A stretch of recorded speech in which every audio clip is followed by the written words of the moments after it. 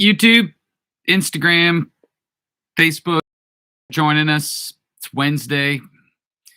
Breaking up my holiday flannel. I think there's an actual term for this. I don't remember what it is. So, Todd, thanks for joining us, man. We got Marcus TK Smith 3 is in the house. Coils. I got to get the library book back to you, by the way. I'm overdue by a little bit. Todd, thanks for chiming in. Jeremy, thanks for being here. Erica Camp from Finley. What's up, Wendy? Michelle, if you have a prayer request, put her right in the chat. If there's some way that we as a community can be praying with you and praying for you, what a great way to connect. Dave Henry, man, that's a fun name to see in the morning. We got Special K 2022 in the house. Jamie. Hi, Jamie. That was pretty fun. See Luke get baptized. So today, on Monday, I talked about knowing buffalo plaid. That's one of the terms. There's yes, that's the one. Thank you, Jennifer. Broke out buffalo plaid. So on Monday, I talked about knowing when it's time to stay instead of go. So if you missed that, I would encourage you to go back and watch Monday's One Step Towards Purpose. Today, I'm going to talk about when you might want to start making plans to go instead of stay. Now, this applies to a lot of different areas. The one little caveat that I've got to give is when it comes to marriages, sometimes people use this as a way to avoid problems that could be recoverable, and they're like, "Yep, God told me to get a divorce," and I think it's a but that's a I just don't want people to jump to quick conclusions about that. So if I could kind of caveat that when it comes to your job, your major, some thing that you're involved in, like when is it really time to like create a little distance? And so if you have a friend that that's going through something right now, uh, feel free to text them and say, hey, you should tune in, or like host a little watch party and tag them in the chat. That would be great. Maybe share it with them afterwards. And here's what I know: 40% of people are considering leaving their career right now.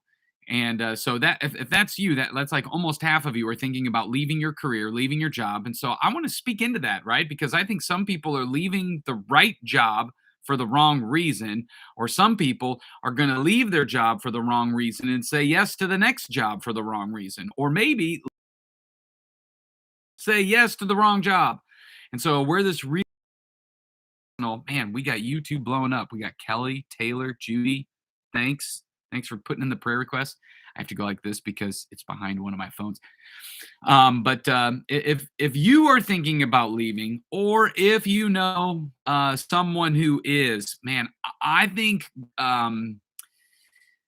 your purpose plays a key role. Here's why: we tend to leave for pay, for pleasure, or for peace. We tend to leave for more money, and oftentimes more money doesn't make us feel more purposeful. It doesn't fill us up. It may help us pay a few bills. It can certainly be helpful. I'm not saying it's bad, but that's not a primary motivator to leave. Pleasure, more fun. That sounds great, but sometimes pleasure is a way of avoiding something that maybe is inside of us. And so we just carry our problem with us to the next job. Or peace, to be less restless, to have less problems. These are all indicators: pay, peace, pleasure, that there may be something internal going on. We talked about that on Monday. But if you experience one of these five things, then maybe it's time to get curious about leaving. Number one, toxicity. If you feel like the environment of friends, work, or whatever feels more like the Hunger Games than like a life giving, or at least a reasonable group of people to get along with, it's time to get curious. Now, let me be clear. If there's physical or pervasive verbal or toxicity around you, get out. Like if you're being hurt and you're seeing people hurt others, especially physically, or like I'm talking like when I'm talking about verbal abuse, I don't mean, they said they didn't like your report. We're talking about name calling and all of that stuff.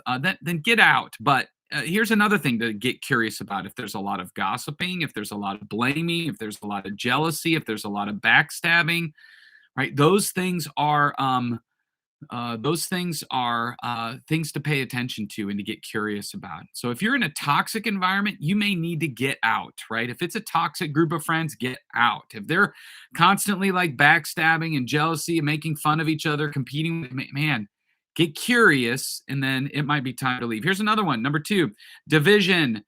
So first one is toxicity. The second one is division. If you can't support the leader, then you need to ask why. Might not be the leader's problem, might be yours, but get curious about it.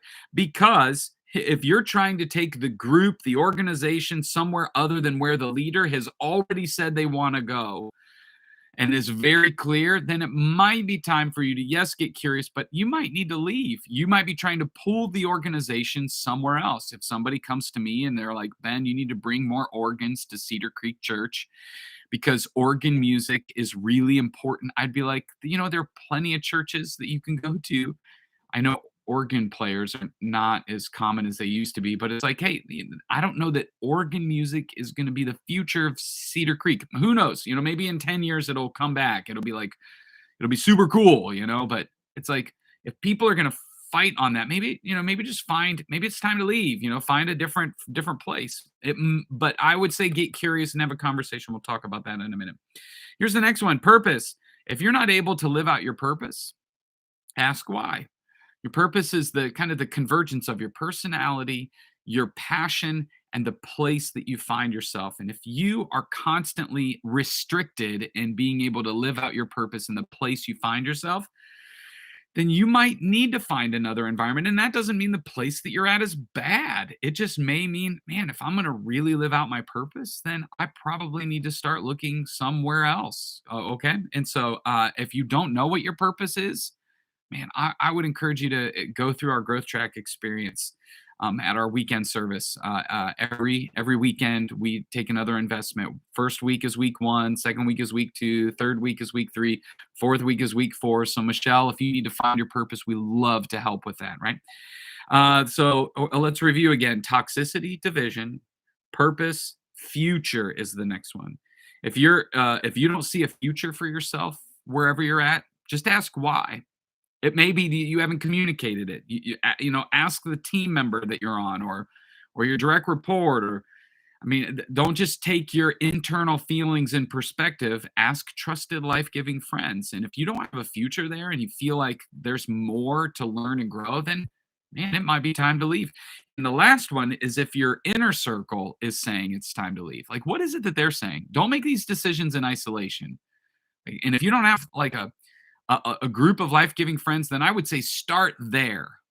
Start there before you make any major decision. Get some people around you that know you, and sometimes that takes a little bit of time.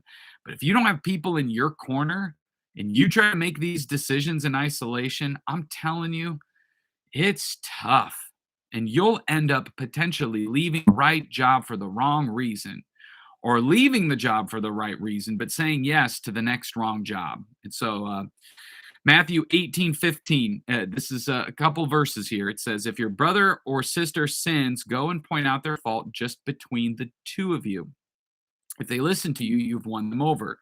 But if they will not listen to you, take one or two others along so that every matter may be established by 2 or 3 witnesses. If they still refuse to listen, tell the church. And if they still refuse, even after that, treat them as you would a pagan, an outsider, or a tax collector. That doesn't mean you like ridicule them and shame them.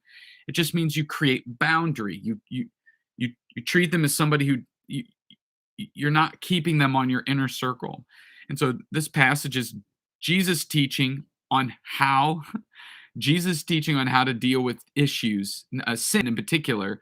But sin can also be a toxic environment where you're not able to live out. Like, talk to them first, bring others along, like address it personally and privately, ask questions personally and privately first, then address it with 1 or 2 life-giving friends, then a group, and then it may just be time to create a little distance. It may be time to leave. Oftentimes we just react and we go, I quit, right? And that's not helpful. But the other side of that is to stay may not be what you need to do either. So hopefully that's helpful. Before you leave, I gave you the 5 things to get curious about or pay attention to. Be clear about your purpose, because if you're not clear about your purpose, again, you could be leaving for some of the wrong stuff, and then have life-giving friends that help you decide or move forward wisely. One of the best advice I was ever given was don't burn a bridge on your way out, because you never know when you may need to come across that. And so there are reasonable, life-giving ways to leave without, lighting your past on fire. So, Rebecca, thank you. I'm thankful that this is helpful. Know when it's time to stay and lean in. And that was Monday. And know when it may be time to get curious about leaving. But before you quit, and I know 40% of you potentially are thinking about a different career, before you do, just do a little bit of that inner heart work, okay? Because your time is too valuable, and your life matters too much to stay stuck in a place you shouldn't, right? So when you understand that God's put you here on purpose, for a purpose, then lean into that. So that's my prayer for you. All right. So let me pray that for each of us today. God, thank you for every person. Thanks for the friends that are leaning in all over the country, and in our community. And God, I pray that you would bring clarity to the people who are, whether they're waiting for retirement, or they're at a crossroads in their life, or they're feeling restless about where they're at. Would you surround us with life giving friends and help us invest in those relationships? God, would you also protect us from leaving for wrong reasons, and at the same time give us clarity on our purpose. And God, as we continue to move into the future, help every person understand that they're not an accident, that you have them here on purpose for a purpose, and to help us lean into that in our life. And so I pray that for each of us today. In Jesus' name, amen. Thanks, Sarah. Thanks for the encouragement. And Marcus, love that. Hi, Cindy Casey. Thanks. So hopefully that's helpful for you. See you this weekend. We continue at the movies, right? And so this weekend, the movie that you're going to see, you'll find out when the service starts. So can't wait as we continue that. I know some of you are going to be having family in town for Thanksgiving. Some of you will be out of town, and you will miss the service that weekend. But if you have family coming into town, Thanksgiving weekend, we are continuing at the movies. It's a great opportunity to invite someone to a church service. And so I hope you consider inviting your family to join you Thanksgiving weekend. But I love you guys. We'll see you this weekend or next week.